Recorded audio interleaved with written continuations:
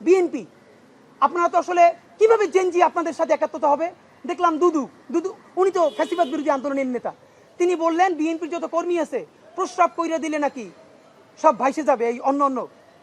আপনাকে বিনীত অনুরোধ করি, গত 16 বছর আপনার প্রস্রাব করতে নিষেধ করছে কেডা? মানে গত 16 বছর আপনি প্রস্রাব করেন নাই কেন? আল্লাহর রাস্তায় বলেন। মানে আবারও বিএনপিকে বলে, জামাত ইসলামী বলে মুরব্বীদের মুখে টেপ মারেন, পিছনে বসাই রাখেন। এই আন্দোলনে যত শহীদ হয়েছে, যত যোদ্ধা, তাদের গ্রুপ, এইজ গ্রুপ 21 থেকে 35, বিএনপি জামাত ইসলামী সকলে আপনারা তরুণদেরকে সামনে আনেন।